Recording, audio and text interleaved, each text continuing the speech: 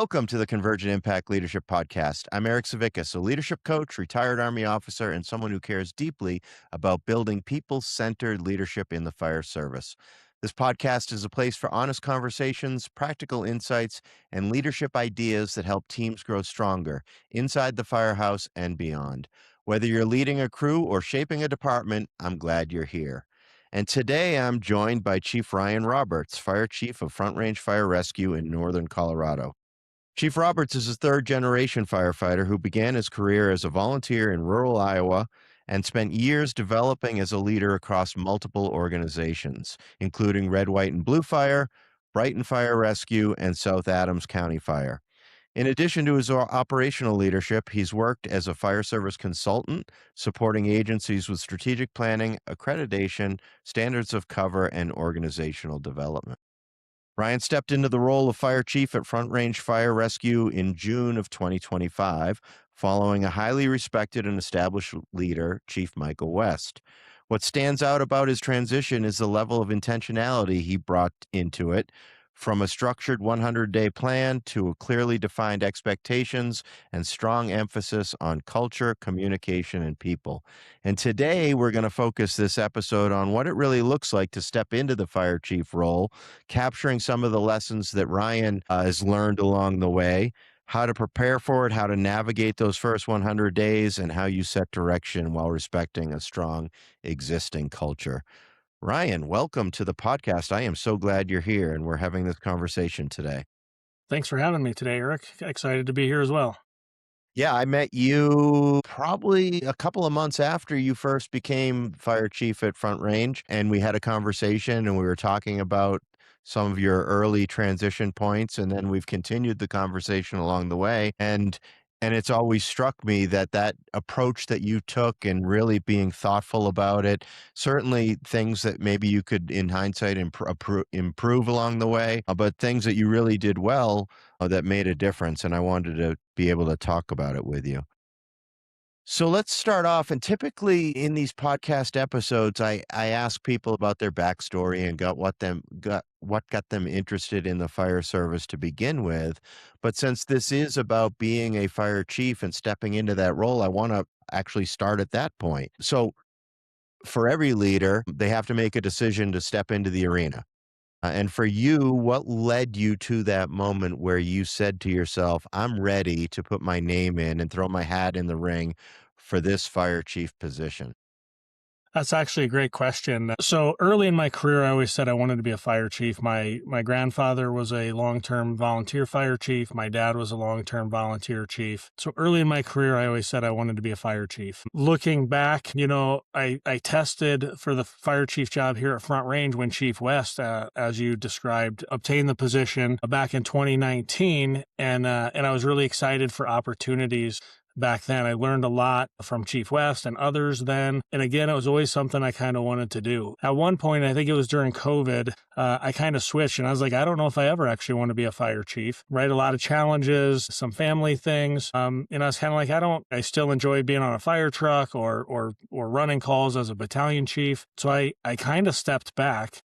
And when I moved up here to Front Range Fire a couple of years ago, Chief West and I continued the discussion. And once he announced his retirement, we more seriously engaged in the discussion, and it kind of reignited my energy to want to achieve the fire chief role. He described the things, the opportunities, being able to set the direction for the organization, and how exciting certain aspects of being the fire chief are. And, I kind of did some soul searching and went back to my initial desires to want to be a fire chief and all the work I'd done to prepare for it. And finally decided it was time to throw my hat in the ring, along with all the support from the people around me at Front Range and peers and mentors in the business that were encouraging me to continue to do it. Nice. So then you get to June 2025. You've been selected as the new chief. You have what I imagine to be a pinning ceremony. The department is now yours. People are calling you chief. What's going through your mind there in those first few weeks?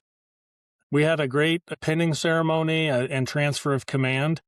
with Chief West, celebrated his 43 years. So that was great. And I think it was that night when I was sitting at home, it was kind of like, this just happened, right? And now all the responsibility is officially, I mean, I knew it coming up to that point, but as I was sitting there that night at home, I think it kind of hit me that it is this responsibility now, and the responsibility is mine. But in some ways it was terrifying, and in other ways it was exciting because we have the opportunity to continue to grow and build and do the great things that were already occurring and build into the future to meet the demands and take care of our people. So, with the great things that were already going on at Front Range Fire and the strong culture already in place, is that comforting for a new fire chief to know I've got this strong organization, regardless of if I'm here or not, things are going to continue? Or is it somewhat intimidating? How do you feel knowing that you just took the helm of a really good organization? Yeah, I think it's kind of both. It's very comforting because I know I didn't have to make a decision on day one about this, that, or the other thing, right? That we had some ability to be able to step back and listen, step back and evaluate things. So from that aspect, it was really comforting. It was kind of intimidating at the same time because the great things that were going because of what has already happened in the organization, the previous leadership of Chief West, and you don't want to lose any of that traction. So like I want to maintain, but I also we have to grow and continue to build upon that foundation. It, like I said, it's kind of both. It as we worked through those first few weeks. Now, what is a new fire chief's outlook on balancing listening and learning versus taking action? I remember in one of the organizations that I led, it was a two year assignment, and the senior people in that organization said, "Sir, the best thing you can do is take the first year and just learn and observe because we're doing a lot of things great." And I didn't doubt that they were doing a lot of things great. I believed it. But I'm thinking to myself, this is a 2 year assignment. You're going to tell me that 50% of it is me holding back when I have a vision here and I want to do great work. So, how do you find that balance? Yeah, so I came in with kind of the goal of for 90 days, I wasn't going to try to change anything significant. And like I said, there wasn't anything that I had previously identified significant that we needed to change. There were some little tweaks we could do. There were improvements areas that we could do, but I took my 100-day plan and I kind of broke it up into 3 phases.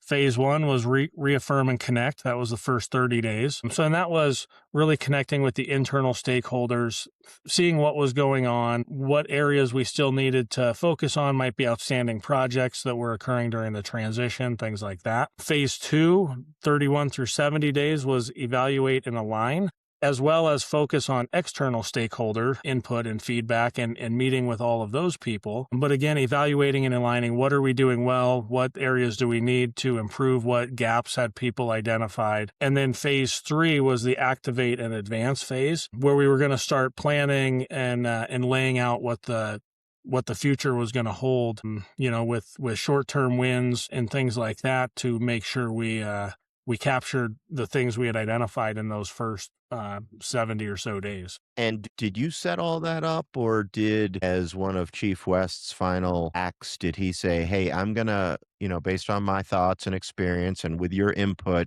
Ryan, I'm going to set up a whole kind of program or a plan for you to learn the different pieces and parts and meet with those stakeholders, and I'm going to introduce you and pass on information"? So it was more of a deliberate handoff, or was it strictly yours once you got pinned, and became the chief? We did it a little differently than possibly some agencies have done it. We did a lot of the handoff before the pinning and stuff. So Chief West was inviting me to a lot of meetings, introducing me to some of the external stakeholders, whether through email or in person or things like that. But we had spent a lot of intentional time before the pinning, and we didn't have a lot of formal transition. We didn't have a lot of formal transition time in the office together, right? We didn't spend a month together in the office. I was still online attending some of the stuff. Him and I were meeting.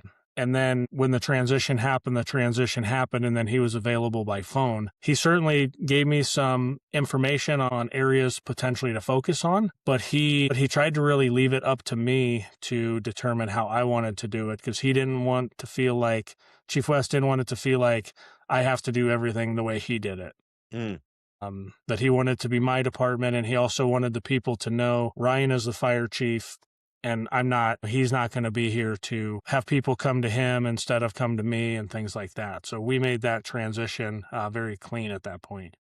I think that that's probably wise and a good approach, and it matches at least my experience in the military. At those change of command ceremonies, the outgoing commander actually at the end of the ceremony, the receiving line shakes hands with folks, and then they get in their car and they drive away, never to be seen again, right? So they don't come back to the office to collect up their things. Somebody's doing that for them while they're at the ceremony. Their parking space is already transitioned over. The signs on the front of the building are transitioned over. And that is not to be like, hey, we don't like you anymore. You're not the guy. You go away.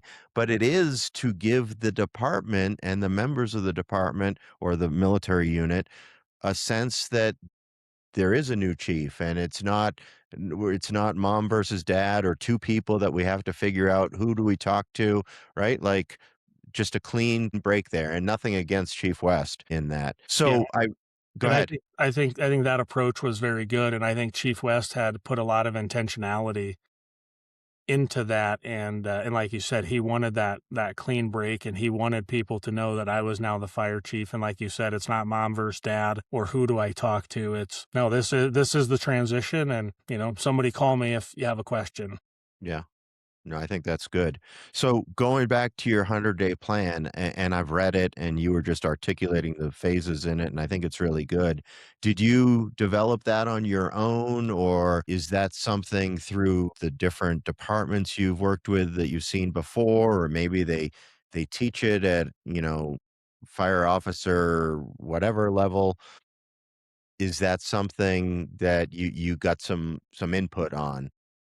There's been some magazine articles written in like Fire Chief magazine and stuff that have talked about, the first 100 days, as well as some books with like business manager, as you come in as a new business manager items. But I sat down and I started just kind of developing it, and things that I wanted to make sure I focused on so I could almost have a checkbox. Like I didn't forget about talking to the town manager from somewhere, Mm. or it was really kind of my roadmap to make sure I was making sure everybody that I was thinking about, I wanted to meet, people that I wanted to do, items I wanted to do, that I could hold myself accountable to accomplish those tasks.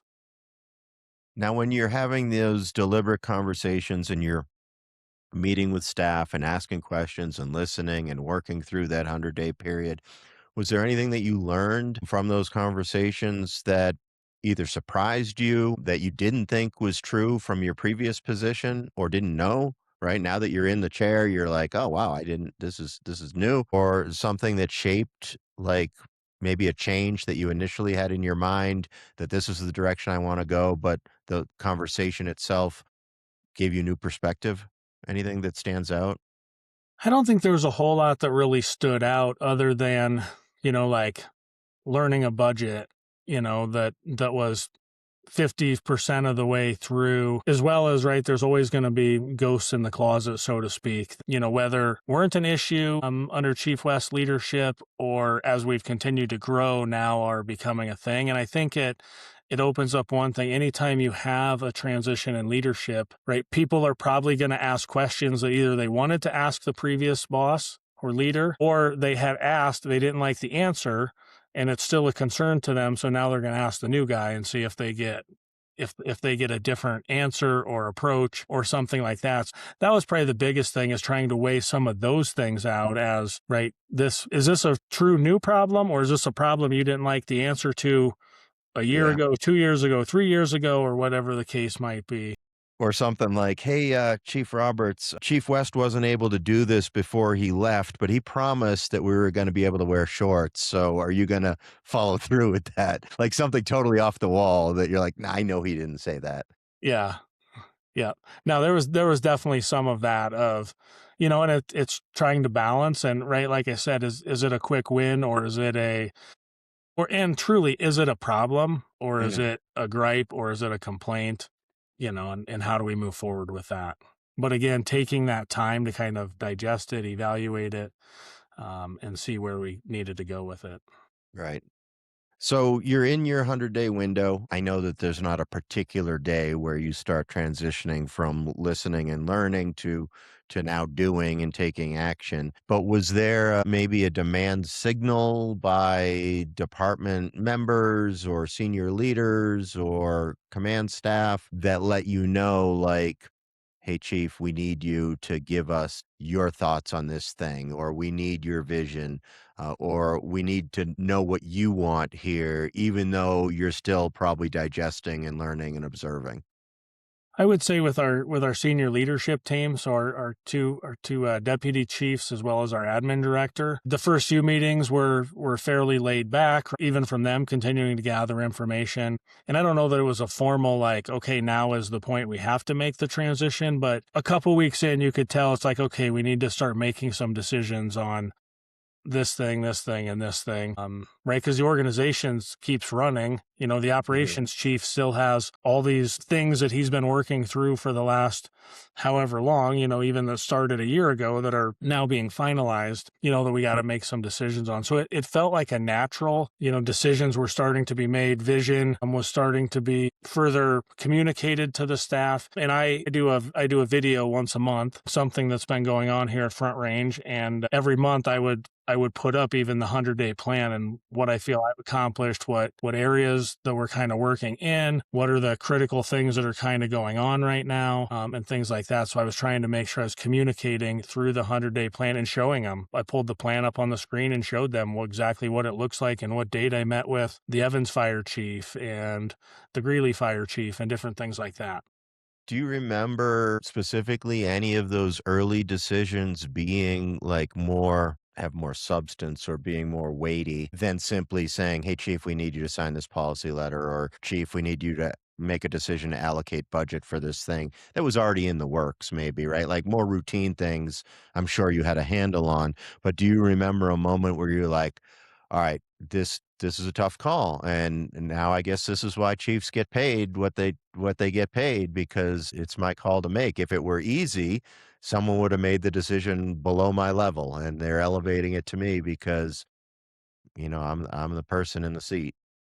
I would say that probably the biggest thing was, about 30 days after I started, we started our budget process, which included compensation and benefits discussions. Initially, insurance was coming back at a 12% increase, then it went to an 18% increase.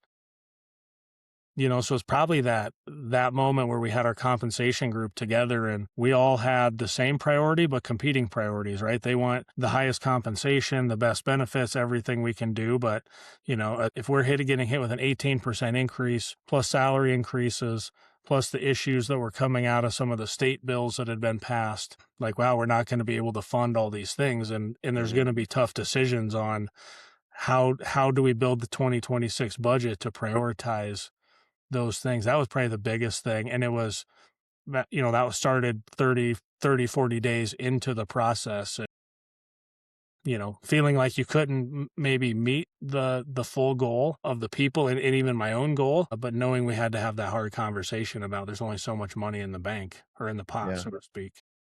And I think that that's an interesting example there, because you probably understood that in other senior leader positions, regardless of being the fire chief or not.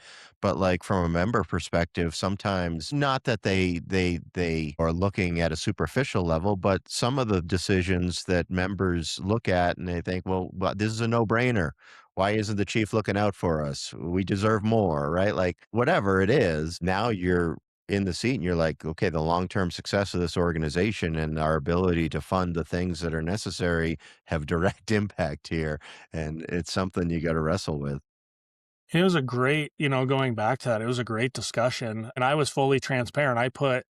I put the comparables on the screen. I put how much money was available on the screen. I put how much insurance cost, how much pensions cost, right? All the different things. And I showed them. And I'm like, guys, here's where the bottom line has to be. And we together have to figure out how we're going to make this fit. And it was a great discussion and ultimately I had to make the final decision with the input of our group.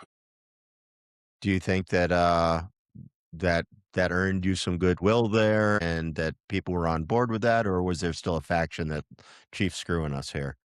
No, I think I would say, well, there's always the thing like everybody wants more money. I mean, I'm in the same boat, right? Everybody wants more money, but just having that transparent piece, people understood it and they were, at different times they're like, well, we don't want to lose our 115 health retiree savings support. So we know if we want to keep that, we may not be able to get as big a raise. So collectively, by listening to that group and supporting that, we were able to accomplish to the best we could. But again, people knew what the exact bottom dollar was and bottom line looked like. And I think that went a long way into helping them understand that it's not, we're not doing it so we can buy a new fire truck or buy Mhm. something fancy. It's here's what's really available. And they saw it. Makes sense. So one of the things that stood out to me when reading your expectations document was that you mentioned that you wanted, and it was important for you, that communication be consistent, it be honest, and it be two-way. What does that look like for you on a kind of a day-to-day basis? Yeah, so I still try to make sure I stop at each engine, each station on a regular basis. Like I said, we do a video. I do a video once a month. The ops chief does a video once a month. The fire prevention chief does a video once a month. So we try to make sure we keep the communication flowing as well as kind of an open door. And two, we try to ensure that everyone stops out in the bay, stops by the station, and just has that communication. I also try to ride with the crews. So every couple weeks, I try to stay with a different crew and spend the night and just have a kitchen table discussion, right? With no formal agenda, no formal, what questions do you guys have that we can answer and provide that, again, that open, transparent communication with the members. I like that. I like that approach, and I tried to use that as well, and I think it's effective. The one downside that I did feel in some of the organizations where I was employing that very open communication is sometimes the subordinate leaders feel or felt like you might be undercutting their ability to do the work, right? Like if a particular member comes to you and says, "Well, chief, since you're asking, one thing on my mind is that I'm struggling with this thing. I've got this going on in my life and I'm trying to balance my schedule, but it just didn't work out." And then you, being the chief, can easily fix that problem, right? But then you've got your ops chief and you've got other people, their company officers, et cetera, being like, "Chief, you didn't give me a chance. I didn't even know." Right. So do you ever feel that kind of push and pull there where you want to be open, but sometimes you got to limit yourself because other people have great work that they need to do too?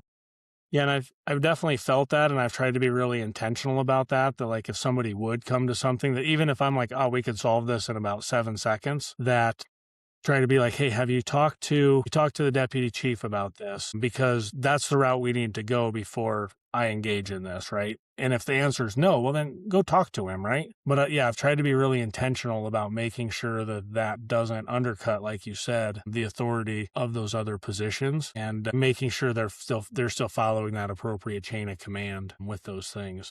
Yeah. And I think it's just human nature, right? Like you're thinking, okay, this person's got a problem. Like you said, you could solve it in 7 seconds. And it's that extra mental step to be like, no, let the process work here. It's going to be better in the long run. But like you got that guy or gal standing in front of you, and you're like, man, I can relieve your pain right here. And it's a bit of a struggle.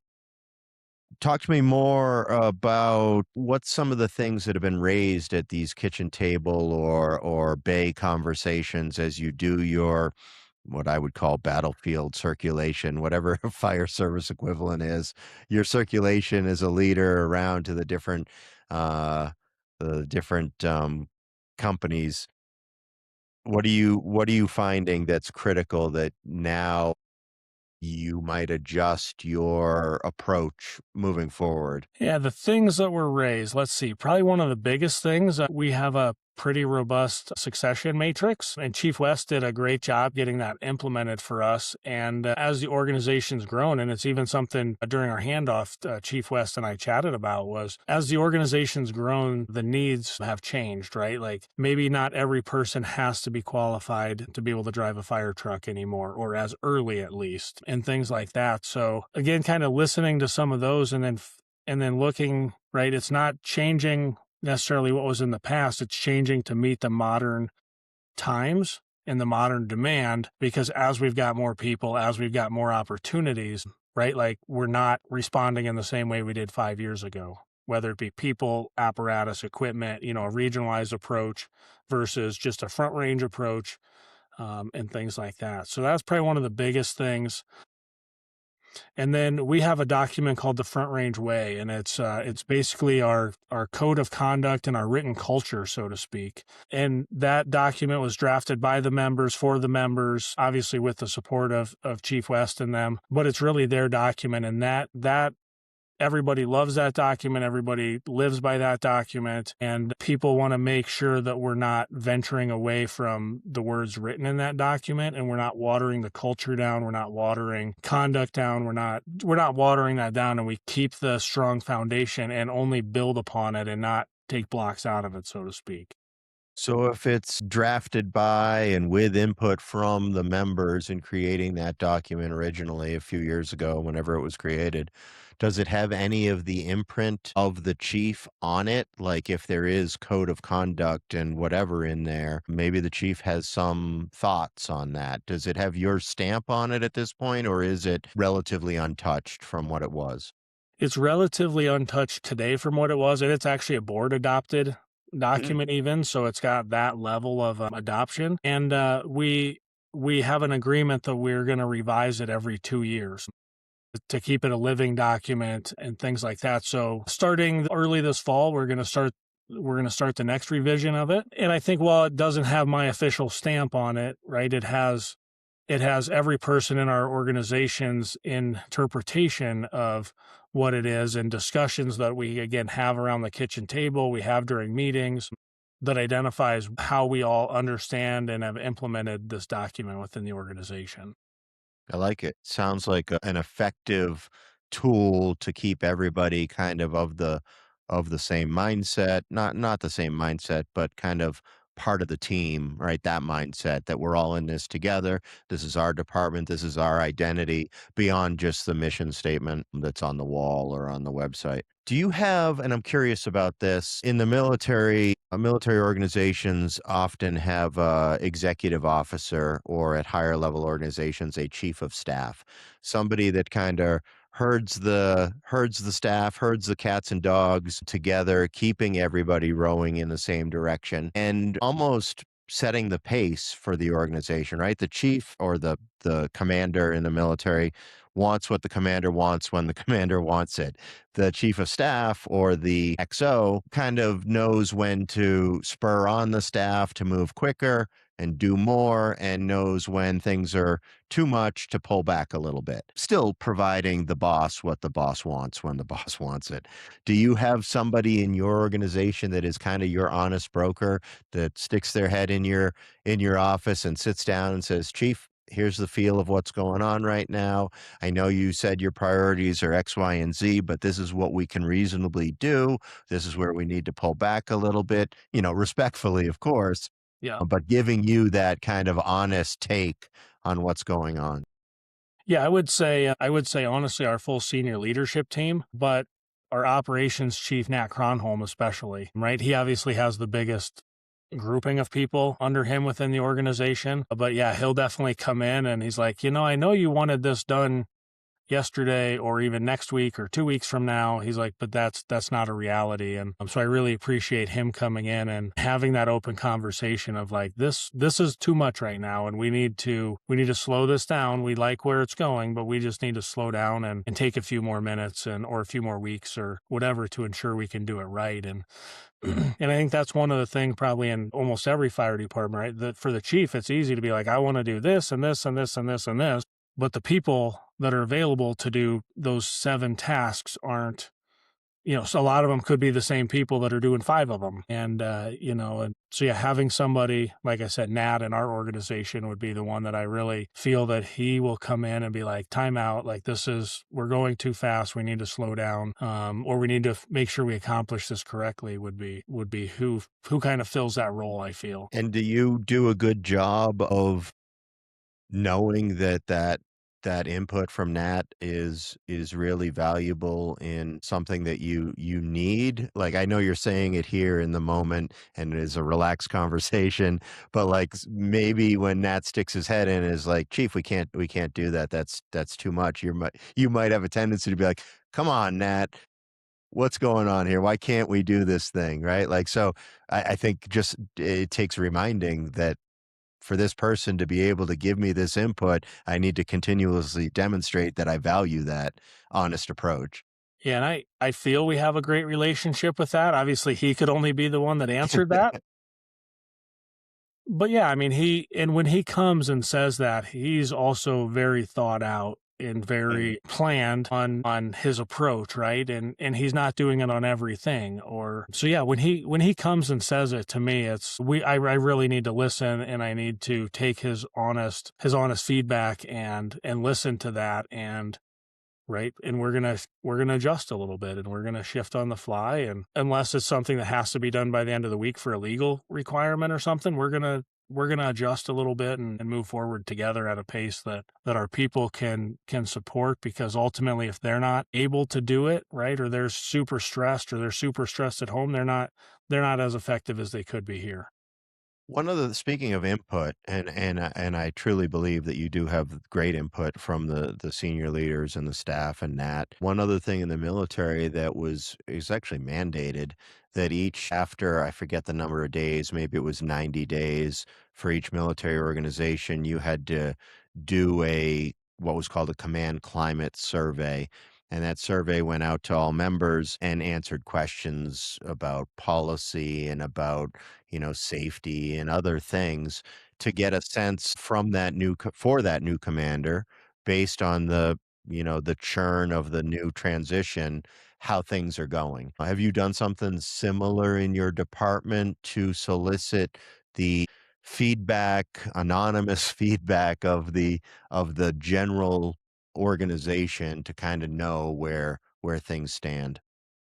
We haven't done anything formal. I would say it's just been more informal. We have formalized our labor management relationship with the union. They got their first contract a few weeks ago, and now we've been meeting. Even before the contract, we were meeting on a regular basis. So I think it's kind of been more of either what's been shared right through the senior leadership, through their direct reports and or the union. But no, we haven't done a formal survey, so to speak, to Right. see what is probably something we should consider. And you brought up the anonymous aspect of that. Historically, Front Range has a thing that we won't do any surveys in an anonymous format, strictly because we want to be able to go back to the people and ask more questions. If they share something that we want to be able to go back to them and ask the question so we can further understand or expand upon what that is. But also with the understanding that we're asking for the feedback, so we want you to give us the feedback, and there's not a negative repercussion with that.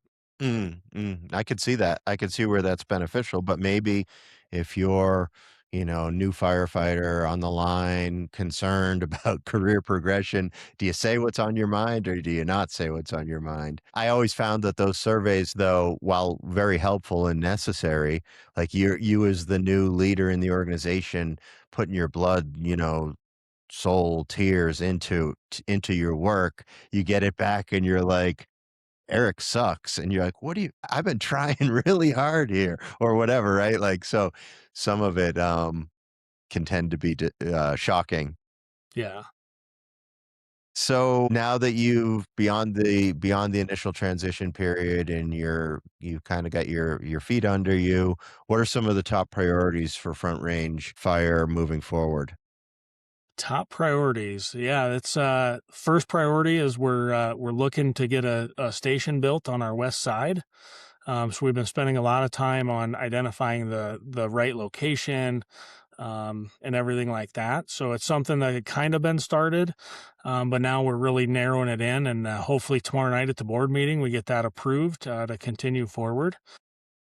Training land and a training center where I want more space and opportunities for our guys and gals to go out and do training, whether firefighting, driving, pumping, things like that. And then the third big thing I would say, I mean, I could rattle off a whole list, but the third big thing would be focusing on our long-term financial stability Mm, with some of the state mandates that have come down through some of the House bills, but just figuring out how we're going to support the long-term future so we can maintain competitive pay with other people, competitive benefits, and really making sure we continue to take care of our people in the right manner. I like it. Good stuff.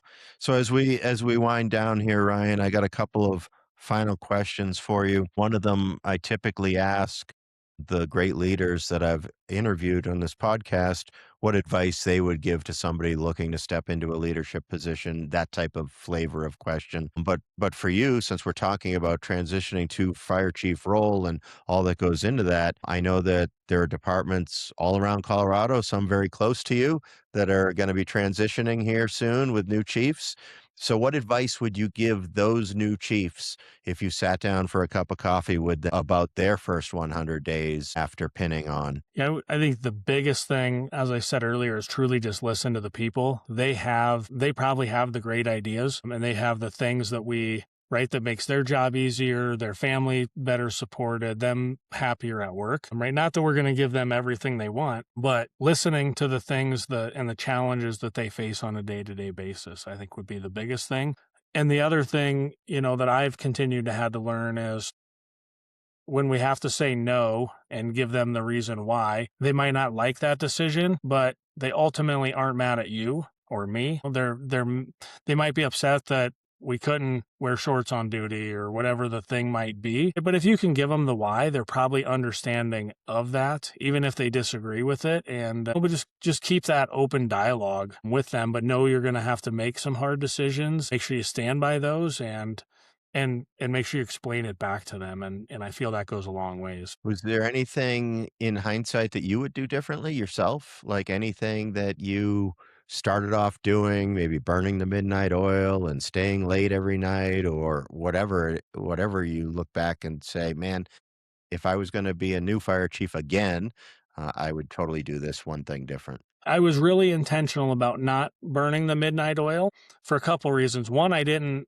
want my staff to feel like they had to be here at all hours of the night because I was here, right? So I was very intentional about that. I think one thing, and it's something that I even want to try to get better at now, is still scheduling more time to go out and participate in a train or watch a training. At least I don't want to mess up their training, but making sure I don't lose touch with the training that they're doing or the tool that they might have or need, right? Just being around a little more. But it's easy to get pulled away in all the different meetings and tasks and Mhm. budgets and this phone call and this thing, that it's hard. But if I can schedule it, it's much easier because then somebody else isn't going to schedule something at that same time. I think that's good. That's good. Right? Figuring out where the priorities are, where you can make the most influence and be at the decisive point, which is in a lot of cases that training. Final question, easy one. Well, I don't know if it's easy one. So, and maybe I made the mistake here of calling you new fire chief Ryan Roberts to Front Range Fire Rescue. At how many days in, or at one point, should people stop calling you the new chief and you're just the chief? I don't know. I think honestly, in some ways, I'm always going to be the new chief because some of the things that continue to come to you, it's not the thing that you've already had to deal with, right? So it's almost like the new thing of the year or the month or quarter or whatever the case might be. So in some ways, I think I'm always going to be the new chief. But I don't know. I think now that I'm 9, 10 months into this, I feel like I'm getting my feet on the ground a little more, and right, we're getting ready to start the second round of budget, and all the seconds are coming instead of the first. There you So go. maybe that makes it to where I'm not as new anymore.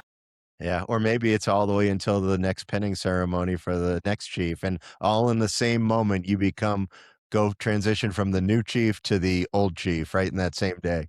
Yeah, and that's kind of where I'm hoping. And the people have always said once you stop learning, right, it's probably time to go. So once I feel I'm the old chief, then it's probably time for me to go. There you go. Great takeaway. All right, Ryan, thank you so much for taking the time to be with me today. More importantly, thank you for your thoughtful and intentional approach to leadership during one of the most critical transition periods any organization can go through. Your focus on the people and clarity and communication and that strong foundation rather trying to reinvent it is something that every leader can learn from. And I appreciate all the points and thoughtful comments you made here today. And thanks to you, my audience, for being part of today's conversation. If something here resonated, pass it along to someone in your circle. If you haven't already, subscribe to the Convergent Impact podcast. Leave a quick review. Check out convergentimpact.com for additional resources and tools. And until next time, as always, lead well, take care of your people, and keep setting the example.